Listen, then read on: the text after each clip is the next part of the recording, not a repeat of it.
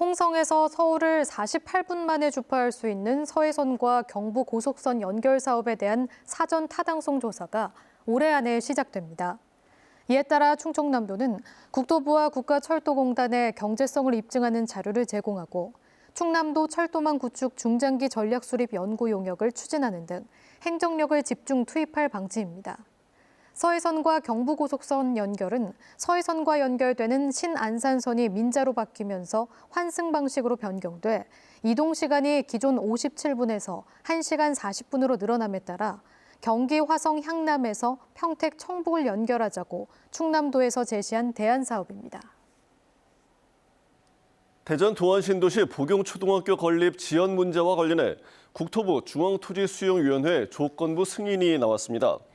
국토부 중앙토지수용위원회는 최근 심의에서 조건부 동의로 학교 수용을 허용하면서 현재 해당 부지가 학교 설립 촉진법과 도시개발법에 따라 중복 적용될 수 있는 만큼 대전시와 사업 주체 간 소송이 끝난 뒤 수용 계획을 확정하라고 했습니다.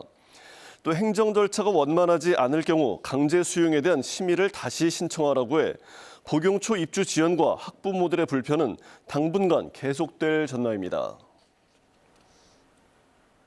충남형 더 행복한 주택인 충남 꿈빛의 첫 청약이 평균 2.5대 1의 경쟁률을 보이며 마감됐습니다. 충남도와 충남개발공사에 따르면 지난 11일부터 어제까지 충남 꿈빛의 첫 사업지인 아산 배방의 청약 신청을 받은 결과 신혼부부 2.6대 1, 주거약자 1.7대 1 등 평균 2.5대 1의 경쟁률을 나타냈습니다. 특히 전용 면적 59제곱미터의 경우 최고 경쟁률은 17대 1, 평균 경쟁률도 3.78대 1을 기록했습니다. 충남 꿈빛에는 현재 65%의 공정률을 보이고 있으며 입주는 내년 7월입니다. 지난 8월 천안의 한 아파트 지하주차장에서 출장 세차 차량 폭발로 차량 600여 대가 탄 화재와 관련해 출장 세차 업체 직원과 아파트 관리 직원 등 관련자들이 사법 처리를 받을 것으로 보입니다. 천안 서부경찰서는 출장 세차 업체 직원과 대표를 업무상 과실 폭발성 물건 파열 혐의를 적용해 검찰에 송치할 계획이라고 밝혔습니다. 경찰은 이들이 발화 원인으로 밝혀진 LP 가스통을 제대로 관리하지 않았다고 봤습니다. 천안 서북소방서 특별사법경찰도 소방시설을 제대로 관리하지 않은 혐의로 화재 당시 근무했던 아파트 직원과 소방시설 관리업체를 검찰에 송치했습니다. 김부겸 국무총리가 2차 공공기관 이전과 관련해 우리 정부에서 준비를 잘 해놓아야 다음 정부에서 신속하게 진행할 수 있다고 말해 사실상 현 정부 임기 내 불가방침을 밝혔습니다. 김 총리는 어제 경북 안동을 방문한 자리에서 균형발전위원회를 중심으로 지자체 의견을 모아 공공기관 이전이 지속적으로 추진될 수 있는 기반을 만들겠다며 이같이 밝혔습니다. 또 앞으로 공공기관은 원칙적으로 비수도권에 신설되도록 사전 입지 타당성 검토 제도를 도입하겠다고 말했습니다. 성전환 수술을 한 고 변희수 전 육군 하사를 전역 처분한 육군의 조처는 부당하다는 법원 판결이 확정됐습니다. 앞서 군은 법무부의 항소 포기 지휘로 소장을 제출하지 않으면서 변 전 하사 측 승소로 종결됐습니다. 지난 7일 대전지법 행정 2부는 성전환 수술을 고의 심신장애 초래 사유로 본 육군 전역 심사 과정은 부적절했다며 변 전 하사 측의 승소 판결을 내렸습니다.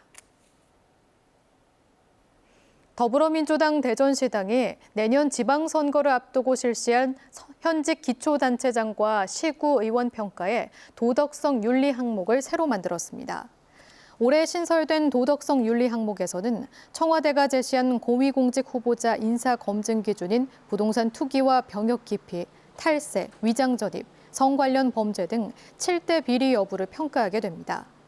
더불어민주당 대전시당은 이번 평가에서 민주당 소속 지역 기초단체장과 시의원, 구의원 등 63명을 대상으로 지난 4년 동안 활동을 평가한 뒤 하위 20%에 대해서는 공천심사 때 불이익을 줄 방침입니다.